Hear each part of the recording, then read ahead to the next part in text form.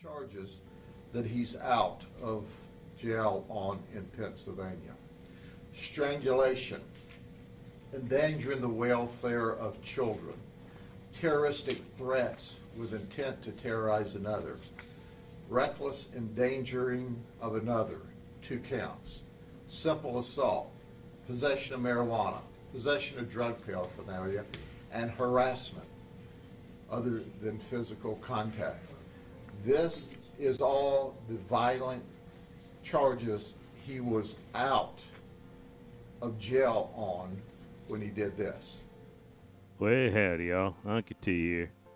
Now, as you can see, this fine, upstanding gentleman here is the fella that they caught the other day who did those horrendous beatings with the bat and stabbing people and killing 3 people.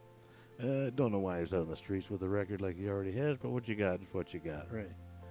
Anyways, you probably noticed some letters going across the screen there and an arrow pointing, and there's a piece of garbage up in the corner of the screen there. Well, I did a little thing with the Dogecoin on the first video. I thought I'd do it with this piece of garbage here on this one too. So, leave your hate mail in the comment section if you feel like it.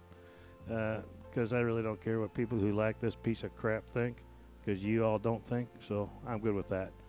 Anyway, here y'all go. Hope y'all enjoy this follow-up and get some answers maybe about what can drive somebody to be so dang angry. And I apologize for the audio on this thing. It sounds like they recorded it in the bathroom. I couldn't fix any of it up, so I did what I could. And the video looks like it was shot with a Super 8 camera. Now, I don't know what's going on down at the Sheriff's Department, AV department, but every once in a while one gets by. Anyway, here y'all go. And one more thing, just in case y'all didn't see part 1 of this here where the heinous murders took place and the explanation of it all, there's going to be a link pop up right about there. There you go. And if you want to hit that and go back and watch that one first and come back to this one, that's fine. Make sure you hit like, subscribe, and share on your way out, though, before you go to the next one. And then while you're there, you might want to hit like, subscribe, and share. And, ring the bell and all that. I'd appreciate it. Anyway, here you go. So here's how this event all occurred. J&B Electric Company is out of Bethlehem, Pennsylvania. They were contracted to do works for Publix Corporation in Lakeland. Sean, along with the other electricians, was living or staying in a short-term rental in Windsor Resort up in Davenport. Friday morning about 2 a.m., apparently they're working overnight, Sean gets into an argument with his supervisor. Now let me stop there to tell you that I'm going to give you the names of the 3 victims because their family gave us permission to. The 3 victims were electricians. You're wonderful family people, just solid folks. So it's Friday morning, they're at work at the construction site when apparently the supervisor, Kevin Lanzu, L-A-N-U-S-S-E-E, got on to Sean and said he's not working fast enough. Sean punched him, hit him, and fled in the work truck. Now, Sean is the half-brother to the owner of the company. The owner of the company then told him, just come home. Sean went north on Interstate 75 to Cordell, Georgia. Well, he heard an advertisement on the radio at the Broken Arrow Outfitters about a big sale they were having. So he pulled in. He pulled in to buy a crossbow so he could take this crossbow back to Florida and kill the 3 victims. That's right. He started on a Friday during the daytime to orchestrate this plan by buying a crossbow in Cordell, Georgia. Then instead of going on to Pennsylvania, where his half-brother and the owner thought he was, he turned around and he came back down 75, parked the company truck at the Tampa airport, and he rented a blue Nissan Versa. Well, what's important about that? Obviously, the company truck has logos all over it.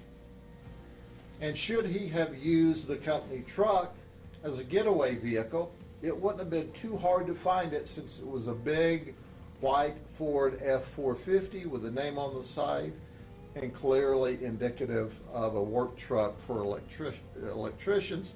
So he had to have him an inconspicuous vehicle. He leased this vehicle, and then he went to a local Target store in Tampa where he bought a baseball bat.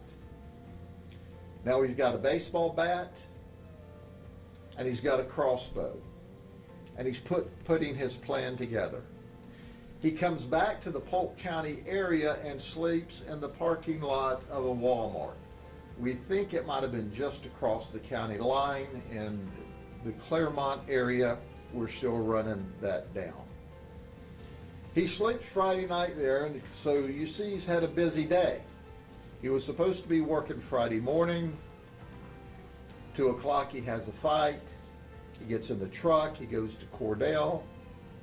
He buys the crossbow. He drives back to Tampa on Friday, rents a vehicle, and now is sleeping near the home of the victims. So why does he know where they are and their sleeping patterns? Because that's where he stayed. He knew what bedroom the victim slept in, because that was where he stayed as well. So he gets up prior to 9:44 in the morning, which is when we received the 911 call, and he drives to the Windsor Resort, and he parks 2 blocks away. He knows they're going to be in bed asleep because they've been working overnight. He knows their pattern. He's now deciding, I got a baseball bat, I got a crossbow, and as he's planning, he decides the crossbow may be more cumbersome, so he just takes the baseball bat. He goes into the back of the house, enters through the back of the residence. His intent, as he told us in his confession, was to kill all 3 victims. He first went into Kevin Lanussi's bedroom, the supervisor, who was on the bottom floor. It's a 2-bedroom home. And he said, I went in there, Kevin was asleep. And thank God, Kevin never knew what hit him. He immediately, his quote, I went to town on his face with a baseball bat. Kevin never woke up. Kevin was hit so hard and so many times that, thank God, he wasn't aware of what was occurring to him. He said, when I was confident that he was dead, and by the way, he wasn't. He is the one that survived for a few hours at the hospital, but he was unconscious, obviously, the entire time. The only reason he made it to the hospital was great paramedics, because he coded on the way to the hospital and they were able to get a heartbeat back. So then he goes upstairs to the second victim's bedroom. Second victim is Dulon Donnell. They knew him as Dew, from Baltimore, Maryland. He was asleep in bed, covered up. And he said, I beat Dew in the head until I was confident that he was done. And then he went in the bedroom of the third victim, and this is all by his statements to us, of Greg Dolezal, D-O-L-E-Z-A-L, who's from Akron, Ohio. He said, and I closed the door, and that must have woke Greg up, because Greg fought with him. And he said, I started hitting him with a bat. Greg fought back, so I took my knife out and started stabbing him. And he repeatedly stabbed him. They fought upstairs, and then Greg was able to come downstairs onto the front porch, where he collapsed and died. There was a fourth victim who survived. He was struck in the back in the shoulder area but he was struck one time. The suspect, Sean, continued to focus on the three people. He never said he wanted to kill the fourth one, but he hit him, I guess, for good measure while he was there. Our suspect then fled from the residence back to his vehicle and ended up on an obscure street in Lake Wales, Florida, talking to an obscure person. Well, we've sorted that out.